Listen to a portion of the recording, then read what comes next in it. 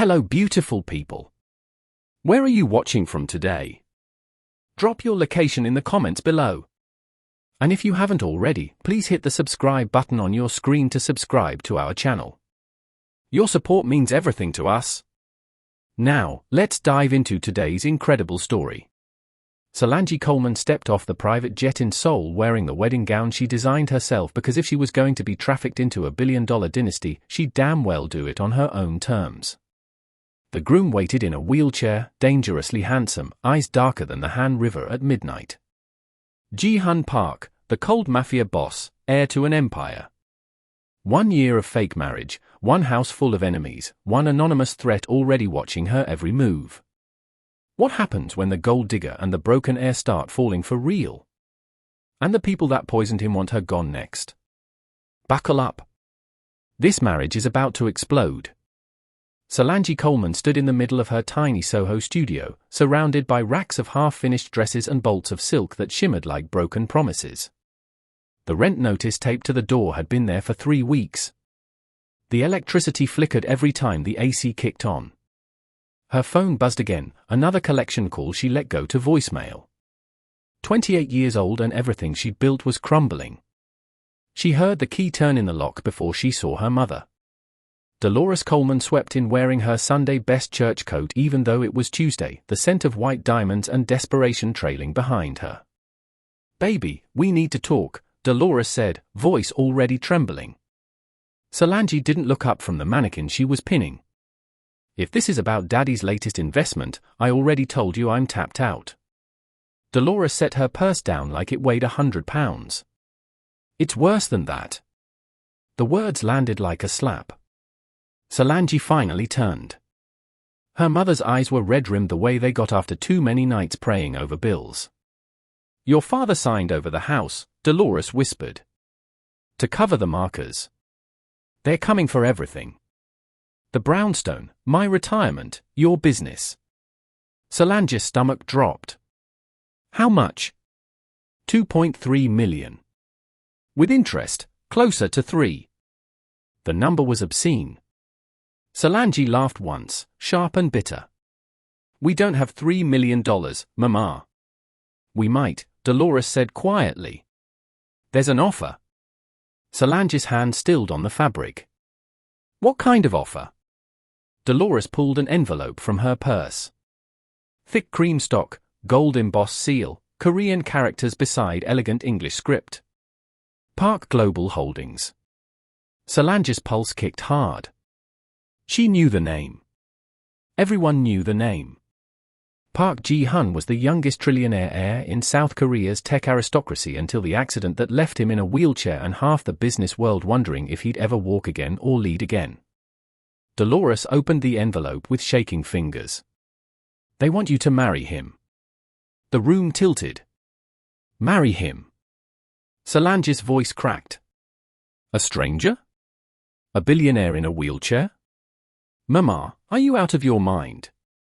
"It's not like that," Dolores rushed on. "It's strategic.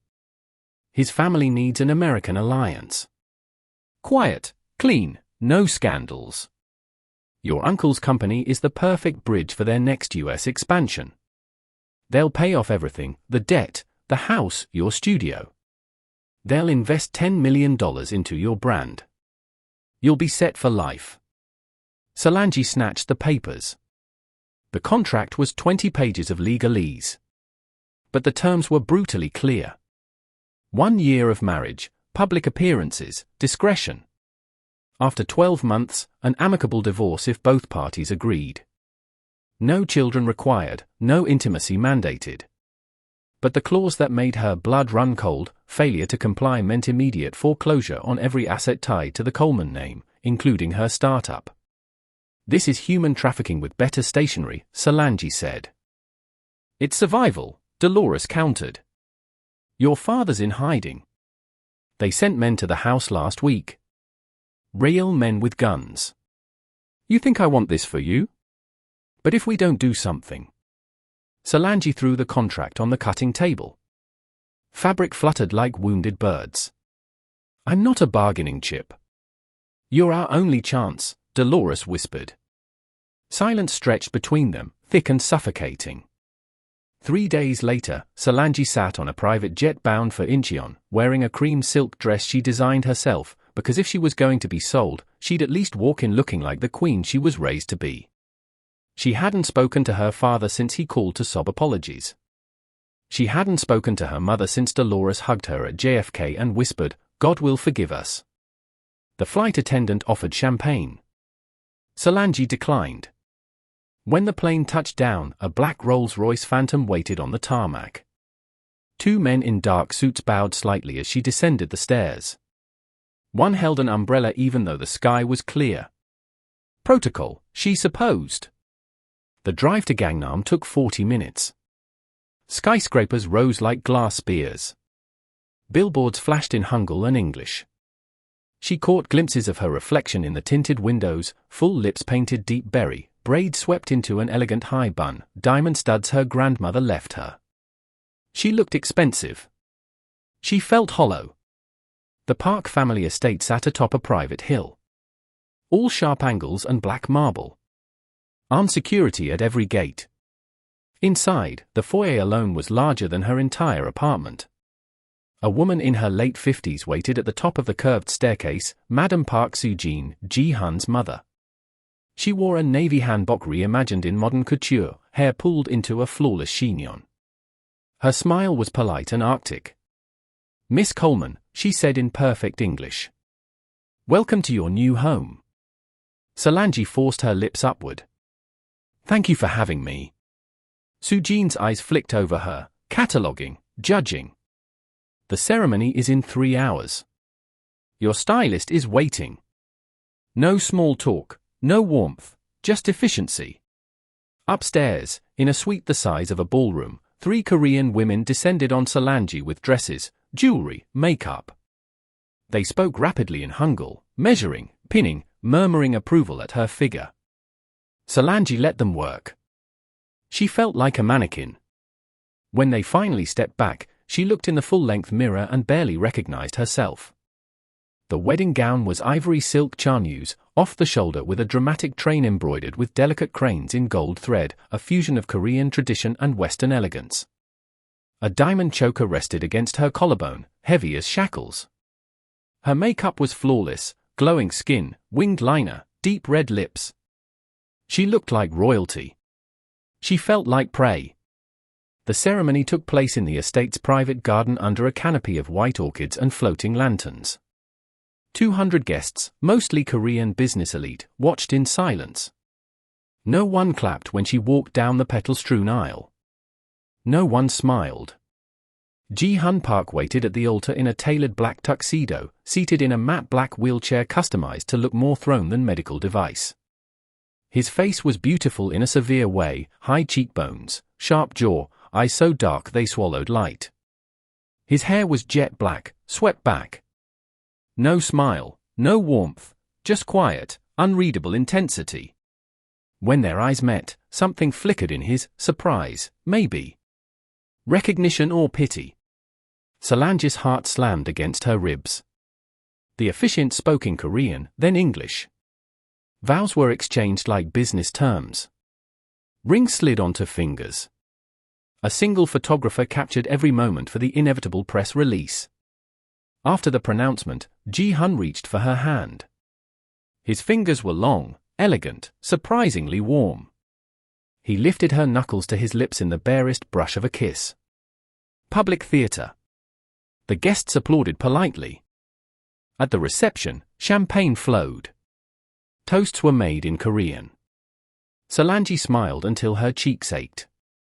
Ji-hun remained at the head table, answering questions in clipped tones, never once looking at her for longer than necessary. Near midnight, as the crowd thinned, a young man in a charcoal suit approached her, Ji-hun's personal aide, Thai Minute. He leaned close, voice barely above a whisper. "Be careful, Mrs. Park," he said.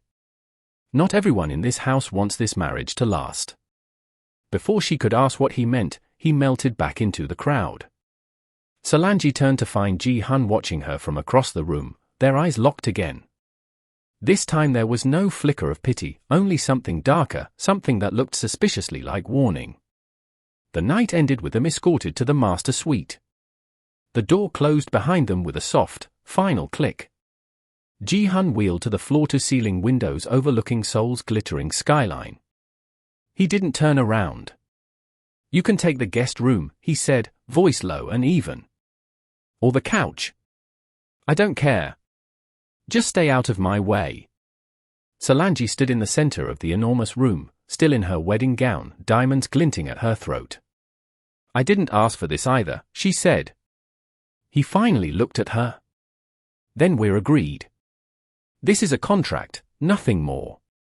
She lifted her chin. "Fine." But as she walked past him toward the adjoining door, she caught the faintest scent of cedar and bergamot on his skin.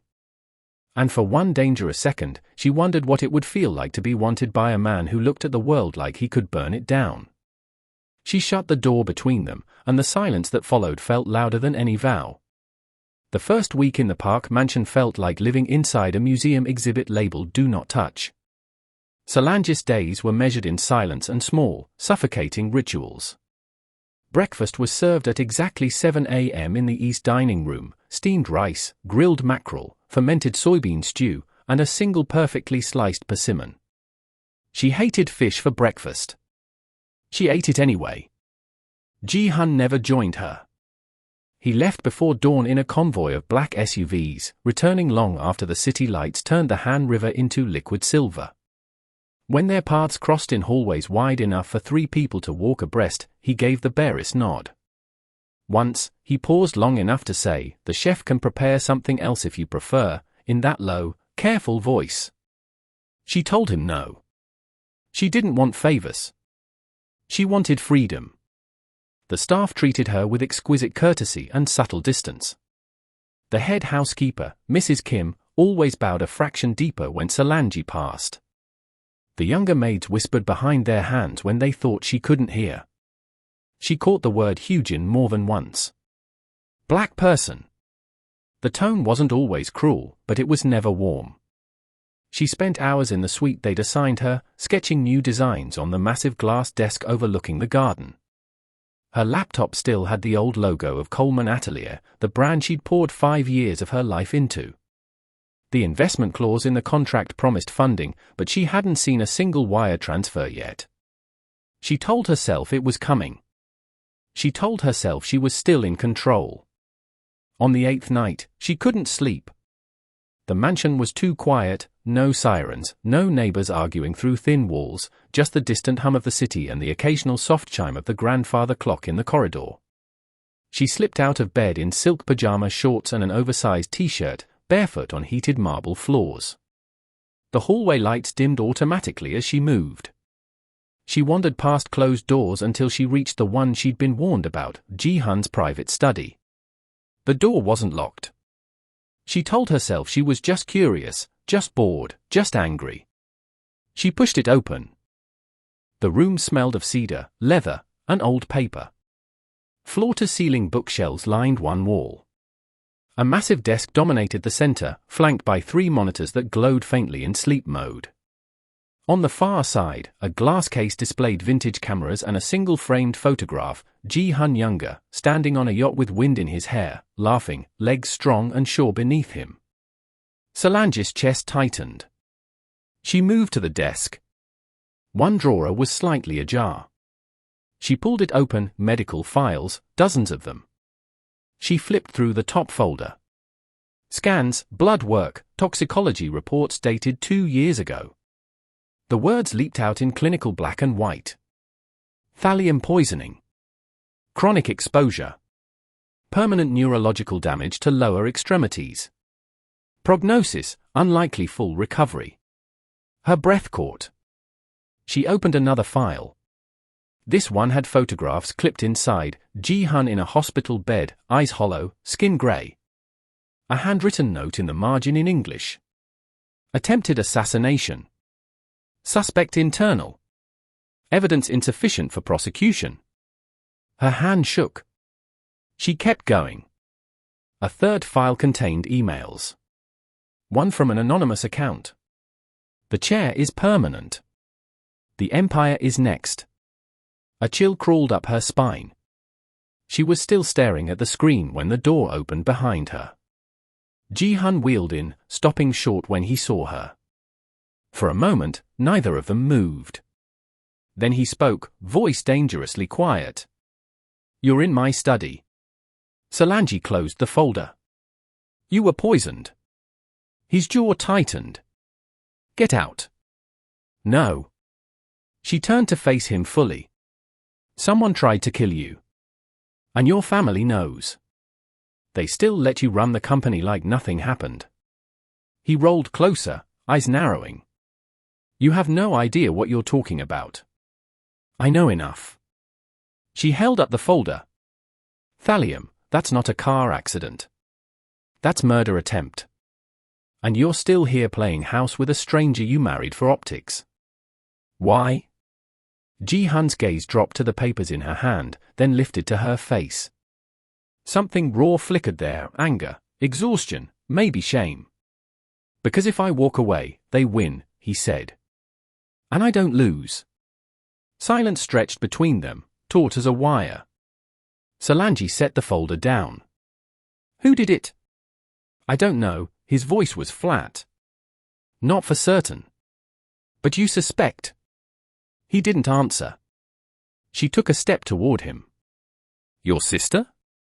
Your mother? Someone in this house?" His eyes flashed. "Careful." "I'm tired of being careful." Her voice rose. "I was dragged across an ocean, sold like livestock. And now I'm living with people who might be murderers. You think I'm going to tiptoe around that?" Ji-hun's hands gripped the arms of the chair so hard his knuckles paled. "You think you're the only one trapped?" The question hung there, sharp and unexpected. He exhaled, slow and ragged.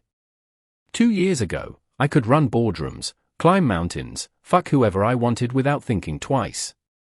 Now I can't even stand long enough to kiss my own wife at our wedding without looking pathetic."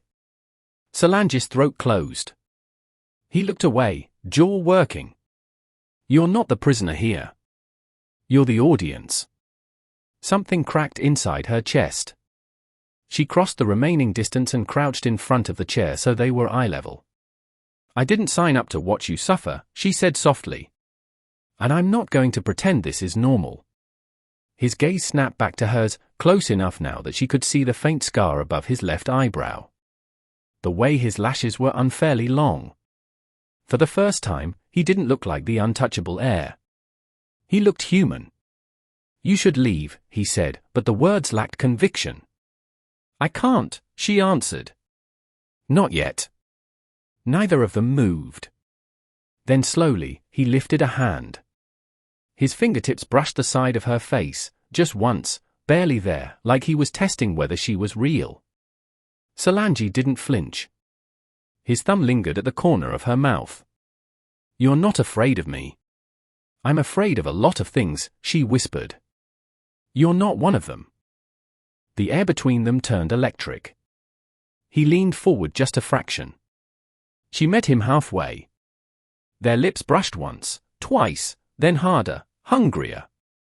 His hand slid into her braids, cradling the back of her head like she might disappear. She gripped the arms of his chair for balance, tasting salt and cedar and the first real thing she'd felt since landing in Seoul. It lasted seconds, maybe 10. Then he pulled back, breathing uneven. "Get out," he said again, but this time his voice cracked. Solange stood on unsteady legs. Her lips tingled. Her heart was a war drum.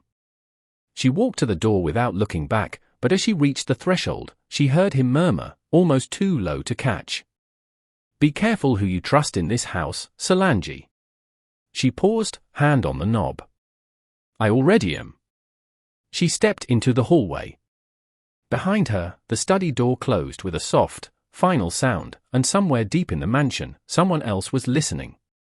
The kiss lingered like smoke in Solange's lungs for 3 full days. She avoided the study, avoided the east wing where Ji-hun's private gym was located. Avoided the dining room at meal times. She told herself it was strategy. Keep distance. Keep control. But every time she closed her eyes, she felt the press of his mouth. The way his fingers had tightened in her braids like he was afraid she'd vanish. On the fourth morning, Mrs. Kim knocked once and entered without waiting for permission. "Madam Park requests your presence at dinner tonight," she said in careful English. "Family only." 8 o'clock. Solange looked up from her sketch pad. "Tell her I'm not hungry." The housekeeper's eyes flickered with something close to pity. "It is not a request." Solange exhaled through her nose. "Fine." She wore black, a sleek high-neck jumpsuit she designed last year, tailored to razor precision. Power armor. When she descended the grand staircase at 7:58, every head in the formal dining room turned. Madame Sujin sat at the head of the long ebony table, spine straight as a blade. To her right, MJI, Ji Hun's younger sister, 30 and viciously beautiful, red lipstick the color of fresh blood.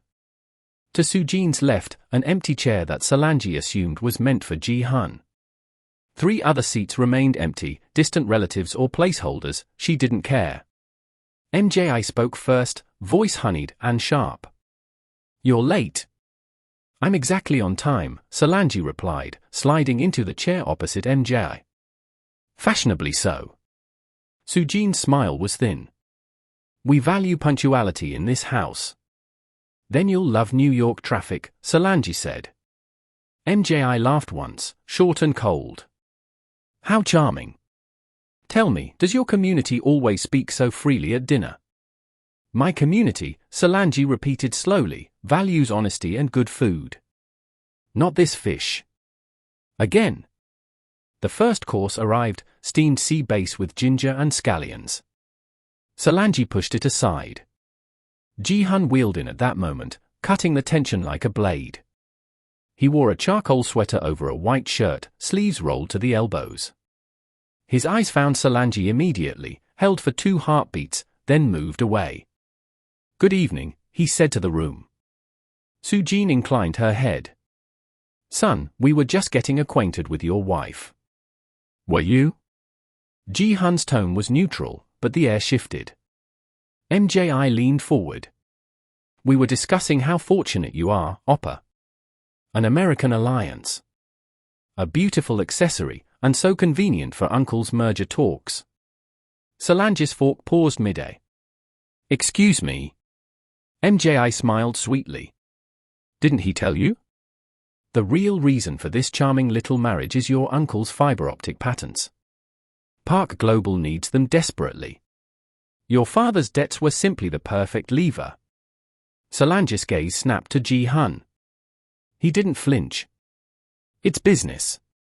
"It's coercion," she said quietly. Sujin dabbed her mouth with linen. "It is necessity. The company is under attack. We needed stability. You provided it." Solange set her fork down. "And what happens when the merger closes? Do I get shipped back with a nice severance package?" MJI laughed again. "Oh darling, you'll be lucky if you last the year."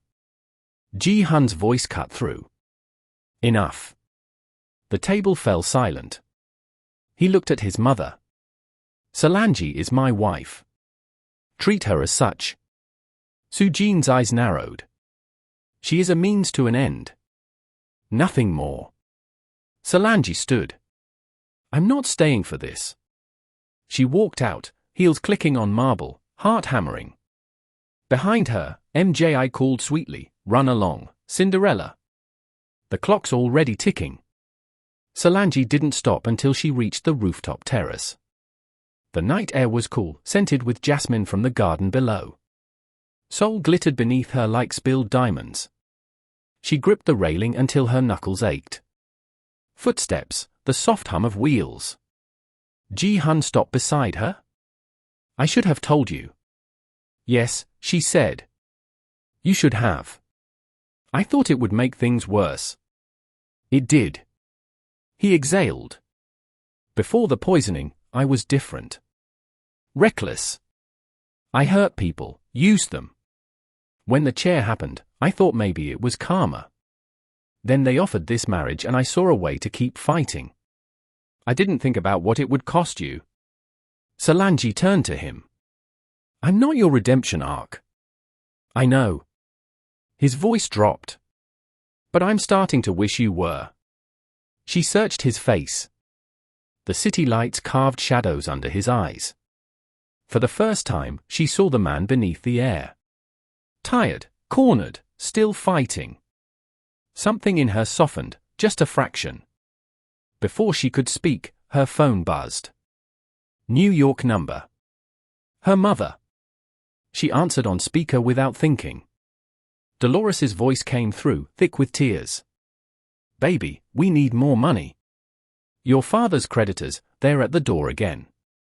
They want another $500,000 or they're taking the cars, the furniture. Solange closed her eyes. Mama, I can't. You have to. You're married to a trillionaire now. Just ask him. Please. Jihan's expression didn't change, but his hand tightened on the armrest. Solange ended the call. Silence swallowed them again. I'm sorry, she whispered. Don't be. He reached out, fingers brushing hers on the railing.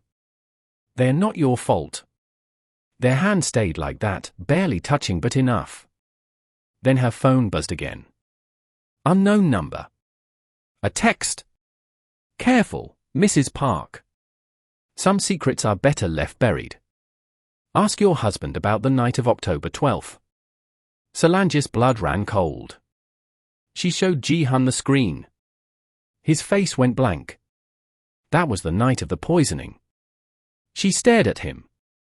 Someone's watching us. Before he could answer, the terrace lights flickered. Then went out. Darkness swallowed them. A second later, glass shattered somewhere inside the house. Jihan grabbed her wrist. Stay behind me. He wheeled toward the door.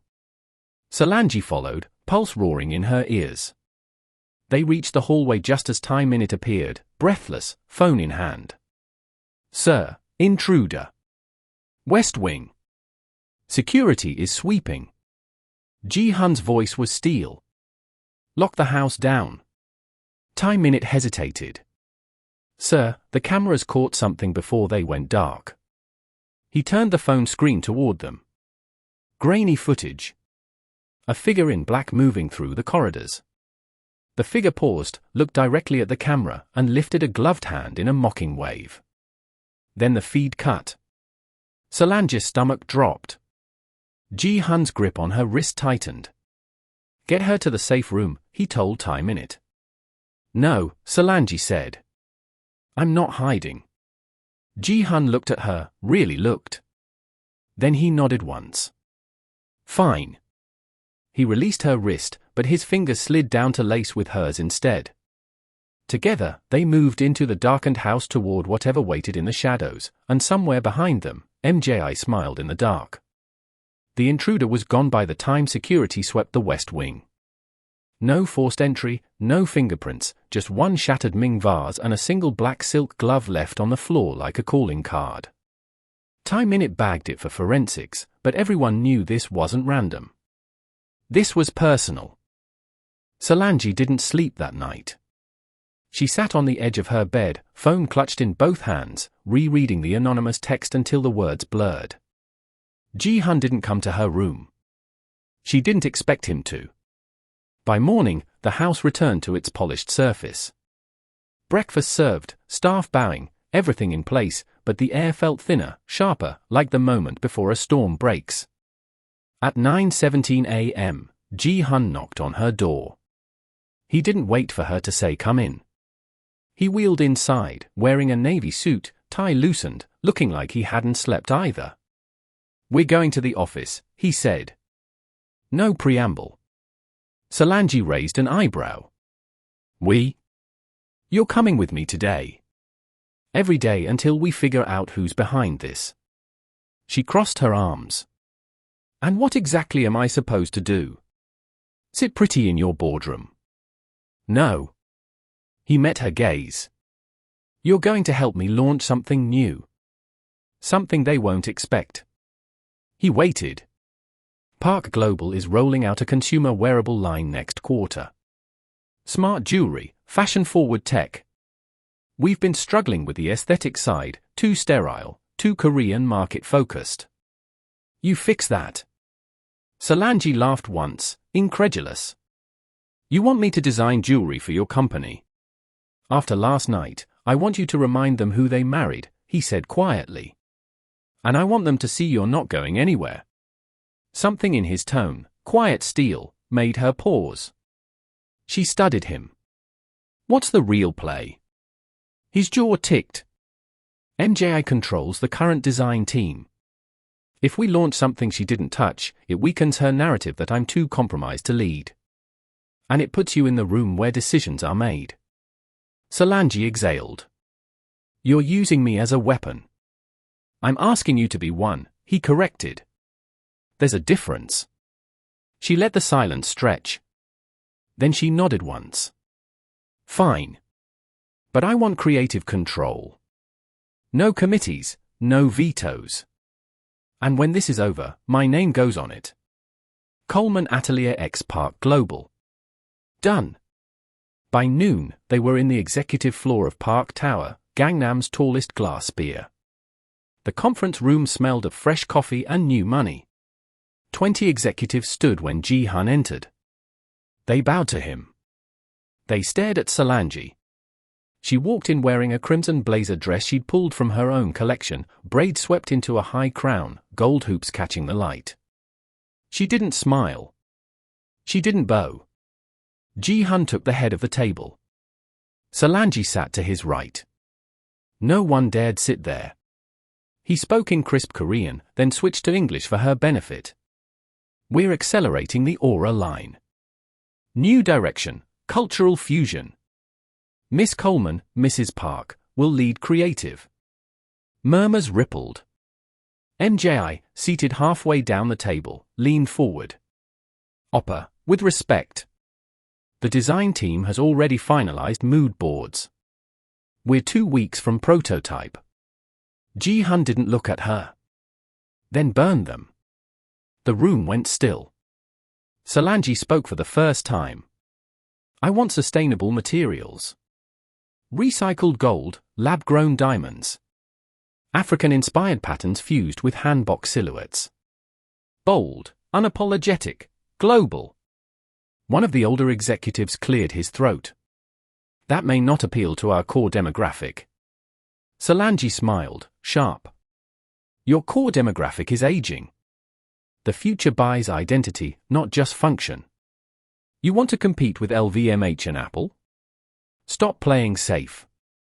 Ji-hun's mouth twitched, almost a smile. MJI's eyes narrowed. This is reckless. Ji-hun turned to her. Then step aside, little sister. Or stay and watch. The meeting ended 20 minutes later with Solange given full access, a private studio on the 47th floor, and a team of 6 designers reporting directly to her. She felt the shift the moment they left the conference room. Heads turned in the hallways. Whispers followed. For the first time since arriving in Seoul, people looked at her like she belonged. That night, the rumors started. By morning, Korean gossip sites ran headlines, Park Ji-hun's foreign bride takes over billion-dollar project. Diversity push or desperate PR.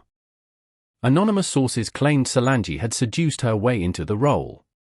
One tabloid published grainy photos of her at the wedding, captioned, gold digger or cultural savior.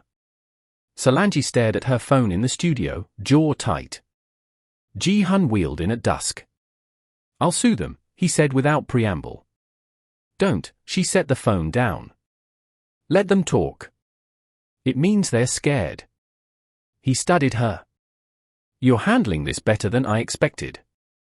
I've been black and ambitious my whole life, she said dryly. This isn't new. He exhaled. I should have anticipated it. You should have, she agreed, then softer, but you didn't let them stop me. That counts. Their eyes locked. He reached out. She met him halfway. This time the kiss wasn't tentative. It was deliberate. Hungry. His hand cupped her face. Hers slid into his hair. When they broke apart, both were breathing hard. Then the door opened. MJI stood there, phone in hand, expression venomous. "Touching," she said. "But you might want to see this." She turned her screen toward them. A video. Solange's face from years ago. College party. Too much tequila, dancing on a table in a crop top. The caption, "The future of Park Global?" Or just another party girl? MJI smiled. "It's already trending." Solange's stomach dropped. Ji-hun's voice was ice. "Take it down." "I didn't post it," MJI said sweetly. "But I know who did. And they're not finished." She walked out, heels clicking. Solange stared at the frozen frame of her younger self. Then she looked at Ji-hun. "I need to go home," she said quietly. "To New York. Just for a few days." He didn't argue. 2 days later, her father arrived unannounced at the mansion. Malcolm Coleman looked smaller than she remembered, grey at the temples, shoulders hunched. He carried a battered duffel and the smell of cheap whiskey. He didn't hug her. He looked around the foyer like he was pricing it. "They treating you right?" he asked. Solange crossed her arms. "What do you want, Daddy?" He shifted. "Your mama said you could help. Just a little more. One last time." Ji-hun wheeled in behind her. Malcolm's eyes flicked to the chair, then away. "This the husband?" "This is my husband," Solange said. Malcolm swallowed. "I just need 50,000 to settle things. Then I'm gone." Ji-hun spoke before Solange could. "You'll get nothing." Malcolm bristled. "This ain't your business, son." "It's very much my business," Ji-hun said. "You sold your daughter.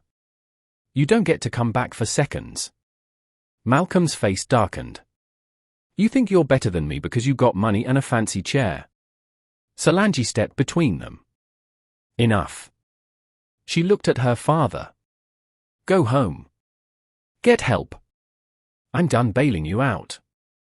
Malcolm stared at her, eyes wet. Then he turned and left without another word. The door closed. Solange's shoulders shook. Ji-hun reached for her hand. She let him take it. That night, in the dim light of his bedroom, they crossed the final line. No hesitation, no questions, just skin on skin, breath on breath, the wheelchair pushed aside, his arms surprisingly strong as he pulled her down. Afterward, lying tangled in silk sheets, he whispered against her temple. "I can walk a little. Experimental stem cell therapy. I've been hiding it." Solange lifted her head. "Why?" "Because if they know I'm recovering, they'll accelerate whatever they're planning." She searched his face. "You trust me with this?" "I trust you with more than that," he said. She kissed him again, slow, deep, sealing something unspoken. Then his phone buzzed. "Time minute, sir. The board just received an anonymous tip. Evidence of embezzlement pointing straight at you and Mrs. Park." Solange went cold.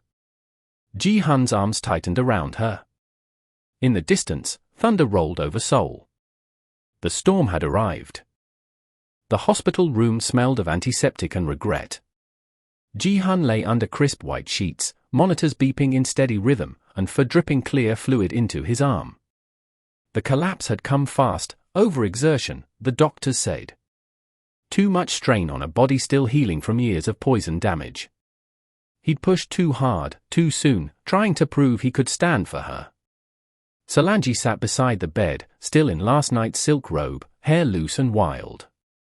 She hadn't left his side in 18 hours. His eyes opened slowly. "You look like hell." He tried to smile. Failed. "You look worse." She reached for his hand. His fingers were cold. "I'm sorry." "Don't." She squeezed. "You told me the truth. That's more than anyone else in this house has done." A soft knock. Ty-Minute slipped inside, face grim. "Sir, the board called an emergency session. They received documents, bank transfers, forged signatures, all pointing to Mrs. Park." Solange's stomach plummeted. Ji-Hun's grip tightened. "Show me." Ty-Minute handed over a tablet. "Scan PDFs, wire transfers from Park Global accounts to offshore shells." One account in the Cayman Islands bore Solange's name. Another transfer routed through a New York LLC registered under Coleman Atelier. Solange stared at the screen. "This is fake. I've never seen these accounts." Ji-Hun's jaw worked. "I know." But the doubt was there, faint, in the way his gaze flickered. She pulled her hand away. "You think I did this?" "No." The word came too quickly. "Then quieter, I don't want to." Silence filled the room like smoke. Ty-Minute cleared his throat. "The board is demanding an explanation. They're threatening to suspend your authority, sir. And they've asked Mrs. Park to appear." Solange stood. "Then I'll go." Ji-Hun tried to sit up. "Solange." "No." Her voice was steel. "I'm not hiding. Not from this." She left the room before he could argue. The boardroom on the 52nd floor of Park Tower felt like a courtroom. 23 executives in tailored suits watched her enter. MJI sat at the far end, expression serene. Soo-Jin occupied the chair beside her, ice cold as winter marble. Ji-Hun's father, Park Hyun-woo, had flown in overnight. He sat at the head, silver-haired, imposing, the man who'd built the empire before handing it to his son. He hadn't spoken to Ji-Hun in 2 years. Now he looked at Solange like she was an insect.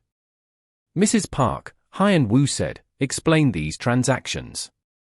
Solange walked to the center of the room. "No notes, no lawyer, just her." "I can't," she said simply, "because they're fabricated." A murmur rippled. MJI leaned forward. "Convenient. The same week you're granted creative control, millions disappear, and the trail leads straight to your struggling little fashion house." "My house is clean," Solange said. "You planted this?" Hyun-woo asked. "I'll prove it." She turned to leave. Hyun-woo's voice stopped her. "You will not.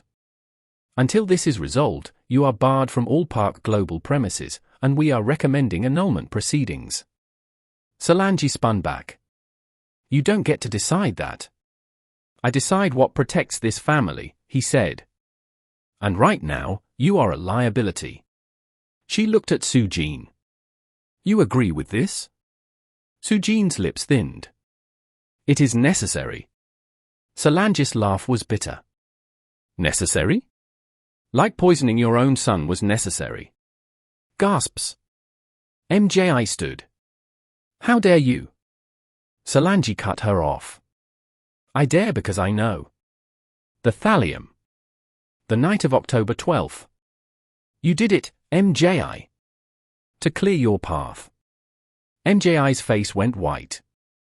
Hyun-woo slammed a hand on the table. "Enough. Security, escort her out." 2 guards moved toward her. Solange lifted her chin. "I'm leaving. But this isn't over." She walked out with her head high, heels echoing down the corridor. Back at the mansion, she packed one small suitcase. Her phone rang as she zipped it closed. Her mother. Dolores sounded small. "Baby, I'm so sorry." "Your father," he told them everything. About the debts, about how we pushed you into this. They paid him to talk, to make you look desperate. Solange closed her eyes. "You let him." "I didn't know until after," Dolores whispered. I thought we were saving the family." Solange's voice cracked. "You sold me twice." Silence. Then, softly, "I'm on my way to the airport. I'm coming to Seoul.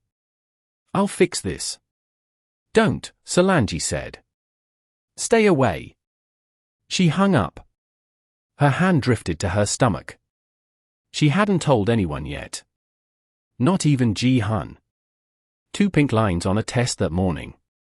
A secret she'd carried alone while he lay in a hospital bed. She sat on the edge of the bed, tears falling silently. The door opened. Ji-hun wheeled in, still pale, still weak, but determined. He stopped when he saw the suitcase. "Where are you going?" "Home," she said. "New York." His face shuttered. Because of the board. Because of everything. She stood. "The frame job. My father. Your family." She swallowed. "You looked at me like you weren't sure." "I was in shock," he said. "I never believed." "But you doubted," her voice broke, "even for a second. And that's enough." He reached for her. She stepped back. "I love you," he said, the words raw, unplanned. "I didn't plan to. I didn't want to. But I do." Solange's breath hitched. "I'm pregnant," she whispered. His eyes widened. Then something softer, something like wonder. "Solange." "I can't stay here," she said. "Not like this. Not when every day is another knife. I need to breathe. I need to think. For me. For us." He gripped the suitcase. "Don't." Ji-hun's voice was rough. "Please. I have to." She walked past him. At the door, she paused. "If you want us," she said, "come find us. Prove you trust me. Prove you'll fight for us, not just the company." Then she left.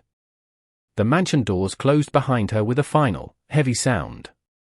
Ji-hun stared after her, hands clenched on the arms of his chair. In the silence, his phone buzzed. A new message from an unknown number. "She's gone." "Good. Now finish what we started." He stared at the screen. Then he looked at the empty doorway, and something in him hardened into resolve. The game wasn't over. It was just beginning. New York welcomed Solange back like an old lover. Loud, chaotic, unapologetic. She landed at JFK on a grey January morning, the kind where the sky pressed low and the wind carried the smell of pretzels and exhaust. She took a cab straight to Brooklyn, to the same walk-up she'd lived in before Seoul swallowed her whole. The studio apartment still smelled faintly of lavender candles and fabric dye. Her sewing machine waited on the table like a patient friend. She didn't unpack for 3 days. She slept in fits, hand resting on the small swell of her belly, whispering promises to the life inside her. "We're going to be okay," she told it. Mama's got plans. Coleman Atelier came back to life faster than she expected. The investment from Park Global had hit her account months earlier, quiet, unannounced, routed through an anonymous shell company. She knew who sent it. She didn't thank him. Not yet. She hired 2 assistants, rented a small showroom in Dumbo, and started sketching again. The new collection was fierce, bold Ankara prints fused with minimalist Korean lines, gold-threaded hanbok reimagined as streetwear. She called it Crossroads. Every piece felt like a middle finger to the people who tried to erase her. But the nights were harder. She dreamed of cedar and bergamot, of strong hands in her hair, of a voice saying "I love you" like it was a confession and a prayer. She ignored every call from Seoul, blocked the private numbers.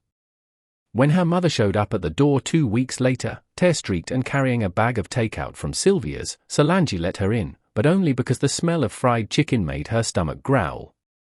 "I was wrong," Dolores said, sitting on the edge of the couch like she might break it. "Your father's in rehab. I made him go. I'm selling the house to pay back what we can." Solange stared at her plate. "It's too late for apologies, Mama." "I know." Dolores's voice cracked. "But I'm here if you'll let me." Solange didn't answer, but she didn't ask her mother to leave either. Ji-hun arrived on the last Friday in February. She found out from the doorman who buzzed up, looking bewildered. "Mrs. Coleman? There's a man downstairs. Says he's your husband." His walking. Solange's heart stopped. She went to the window. Below, on the cracked sidewalk, Ji-hun stood beside a black Escalade. No wheelchair, a sleek cane in his right hand. Black coat collar turned up against the wind. He looked up, found her window, and held her gaze. She felt the baby kick hard, as if in recognition. She buzzed him up. When the door opened, he didn't speak at first. Just stood there, breathing a little fast, like the walk up 3 flights had cost him. "You're walking," she said, voice barely above a whisper. "Therapy, every day since you left." He leaned on the cane. "Not perfect, but enough." She crossed her arms. "Why are you here?" "Because I love you." Simple. No flourish. "And because I'm an idiot who doubted you for 3 seconds too long." "You hurt me." "I know." He stepped closer. "I'm here to fix it. Or at least start." Her eyes flicked to the cane. "You flew across the world on your feet. I would have crawled." Silence stretched. Then she stepped aside. "Come in." They sat on opposite ends of the couch. She offered water. He declined. "I fired MJI," he said. "She's under investigation. Embezzlement, attempted corporate sabotage, conspiracy in the poisoning. The evidence was always there. I just didn't want to see it." Solange nodded slowly. "Your mother apologized." In tears. She's stepping back from the board. "My father is retiring early. I'm taking full control, and the company's thriving. The Aura line is in pre-orders. They're calling it a cultural phenomenon." He met her eyes. "Your name is on every piece." She exhaled. "Good." Another beat. He reached into his coat pocket, pulled out a small velvet box. Her breath caught. He opened it, a ring, platinum band, a single oval diamond flanked by 2 smaller black diamonds. "Simple, stunning, perfect." "I never gave you a real one," he said. "This one is yours. No contract, no timeline, just us." She stared at the ring, then at him. "I'm pregnant," she said again, softer this time. "I know." His voice was rough. "Time Minute told me after you left. I've been counting days, trying not to lose my mind." He laughed, small, watery. "You're going to be a father." His eyes glistened. "I want to be. More than anything." She looked down at her hands. "I'm scared." "Me too." He set the box on the table between them. "But I'm here, and I'm not leaving unless you tell me to." She reached out. Not for the ring. For his hand. Their fingers laced. She pulled him closer. The kiss was slow, full of everything they hadn't said.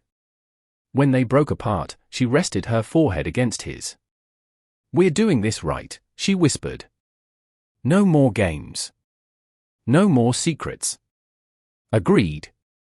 Later that night, after they talked until their voices were hoarse, after he'd held her while she cried, after he'd kissed the curve of her belly and whispered Korean lullabies to the baby, her phone buzzed. A news alert. Park Global heiress MJI arrested in Seoul. Multi-billion fraud and attempted murder charges. Solange showed him the screen. Ji-hun exhaled. "It's over." "Not quite," she said. "There's still one thing left." She picked up the ring box, held it out to him. "Ask me properly." He smiled, real, unguarded, the first she'd seen like that. Then he slid to one knee, cane propped against the couch, and opened the box again. "Solange Coleman Park," he said, voice steady despite the tremor in his hand, "will you marry me? For real this time?" She looked down at him, stronger, humbler, hers. "Yes," she said. And when he slid the ring onto her finger, it fit like it had always belonged there. Outside, snow began to fall over Brooklyn, soft and quiet. Inside, 2 broken people started building something unbreakable. Together. 6 months later, the cherry blossoms in Seoul had long since fallen, replaced by the heavy green of summer. The park estate garden had been transformed, white orchids mingled with vibrant hibiscus and bird of paradise flown in from Lagos. Lanterns hung beside strings of cowrie shells. A small wooden platform stood under a canopy of silk-draped arches where two cultures would meet again, this time not as obligation but as celebration. Solange stood in the bridal suite, barefoot on cool marble, wearing a gown she designed herself. Ivory silk flowed into wide sleeves reminiscent of a modern hanbok, but the bodice was hand-embroidered with Yoruba attire patterns in gold thread. A delicate gold headpiece rested against her braids, now threaded with tiny pearls and cowries. She looked in the mirror and saw not the woman who'd been sold, but the one who'd chosen. Her mother stood behind her, adjusting the veil. Dolores had been in Seoul for 3 months now, living quietly in a guest house on the estate, attending therapy with Malcolm, who'd stayed sober for the first time in years, and slowly rebuilding trust one quiet conversation at a time. "You're glowing," Dolores whispered, eyes shining. "Not just the baby. You." Solange smiled. "I feel like I'm finally home." A soft knock. Ty Minute poked his head in. "It's time, Mrs. Park." She exhaled. "Let's do this." The ceremony was small. 50 guests, family only. No press, no optics. Ji-hun waited on the platform in a tailored black tuxedo with subtle silver embroidery that echoed Solange's gown. He stood without a cane now, though he still used one for long distances. His posture was straighter than she'd ever seen it. When he saw her walking toward him on her father's arm, his eyes filled. Malcolm's steps were careful, reverent. He kissed Solange's cheek at the platform steps and placed her hand in Ji-hun's without a word. The two men looked at each other, a long, silent acknowledgement of everything that had passed. The officiant spoke in both English and Korean. They renewed vows they'd never truly spoken the first time. "I, Ji-hun Park, take you, Solange Coleman Park, not because of contracts or empires, but because you saw me when I couldn't see myself. I promise to stand beside you, literally and always. To love you fiercely, trust you completely, and build a family with you that honors every part of who we are." Solange's voice trembled only once.